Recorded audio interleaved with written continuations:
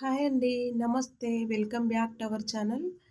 మనకు రాబోయే రోజులు చాలా పవర్‌ఫుల్ డేస్ అండి. ఈ 2024వ సంవత్సరం ఆశ్వీజ మాస పాడ్యమి నుండి ఆశ్వీజ మాస దశమి వరకైతే మనకు దేవీ నవరాత్రులు జరుగుతాయి. ఇంకా మనకు అతి దగ్గరలో ఉన్నాయండి దేవీ నవరాత్రులు. కాబట్టి ఎవ్వరైనా అమ్మను ఆరాధించుకోవచ్చండి. ఆన్‌వైట్‌తో పనేమి లేకుండా అమ్మనైతే ప్రతి ఒక్కరు ఈ 9 రోజులు ఆరాధించుకోవచ్చు. అతి సులభంగా ఏ విధంగా అమ్మను ఆరాధించుకోవాలనేది కూడా చూద్దాము. మనకు సెప్టెంబర్ 3వ తేదీ బుధవారం నుండి సెప్టెంబర్ 11వ తేదీ శుక్రవారం వరకైతే మనకు నవరాత్రులు ఉన్నాయండి. 12వ తేదీన విజయదశమి. అయితే అమ్మను ఏ విధంగా ఆరాధించుకోవాలనేది ఇప్పుడు చూద్దాం. పెద్ద ఆర్భాటాలకు పోవలసిన అవసరం లేదండి. అందరికీ అమ్మను ఆరాధించుకోవాలని మనసులో ఉంటుంది. కానీ కుటుంబ సమస్యల వల్ల కానీ, ఉద్యోగరీత్యా కానీ అంత వెసులుబాటు అందరికి ఉండకపోవచ్చు. ఉండని వారు కూడా అమ్మని 9 రోజులు చక్కగా ఇంట్లో ఆరాధన చేసుకోవచ్చండి. చాలామంది కూడా దుర్గాదేవి ఫోటో ఇంట్లో పెట్టుకోవడానికి భయపడతారు. అలా ఏమి లేదండి. మన ఇంట్లో ఖచ్చితంగా ఉండవలసిన ఫోటో కూడా దుర్గాదేవి.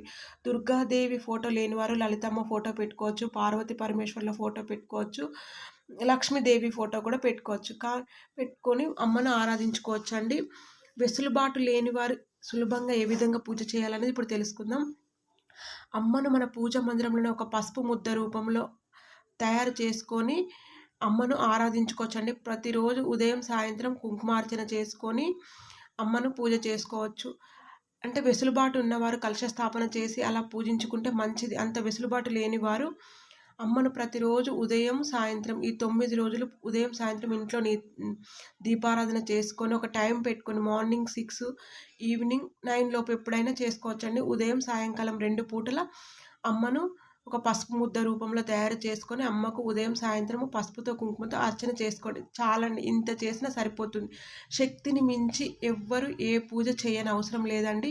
మనకు ఎంత శక్తి ఉందో అంత అమ్మను మనం మనస్ఫూర్తిగా భక్తి, నమ్మకాలతో పూజిస్తే సరిపోతుంది.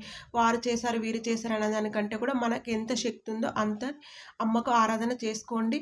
శక్తిని మించి ఏ పని చేయాలని ఏ శాస్త్రం చెప్పలేదండి. శాస్త్రం కూడా మనకు ఉన్నంతలో చేయమని, అప్పులు చేసి కూడా పూజ చేయొద్దని శాస్త్రం చెప్తుందండి. మనకు ఉన్నంతలో అమ్మను ఆరాధించుకుందాం. ఈ 9 రోజులైతే ప్రతి ఒక్కరూ అమ్మ ఆరాధన చేసుకోండి. ఇంట్లో నాన్ వెజ్ వండకపోతే మంచిదండి. ఒకవేళ ఇంట్లో వారు ఒప్పుకోరు, మా ఇంట్లో ప్రతిరోజు నాన్ వెజ్ వండాల్సింది అనుకునేవారు వారికి వండి మళ్ళీ స్నానం చేసి పూజ చేసుకోండి. పూజ చేసేవారు మాత్రం నాన్ వెజ్ తినకపోతేనే మంచిదండి. పూజ చేసేవారు నాన్ వెజ్ తినకండి. ఇంట్లో వాళ్ళకి వండవలసి వస్తే వండి పెట్టండి, తప్పేమి లేదు. ఇంకా మనకు మధ్యలో పూజ చేసేటప్పుడు మధ్యలో ఆటంకం స్త్రీలకు వస్తుంది కదా! అలా ఆటంకం వస్తే ఆ రోజులు వదిలేయండి. లేదంటే ముందు 3 రోజులైనా అమ్మని చక్కగా పూజించుకోండి. లేదంటే లాస్ట్ 3 రోజులైనా అమ్మని చక్కగా పూజించుకోండి.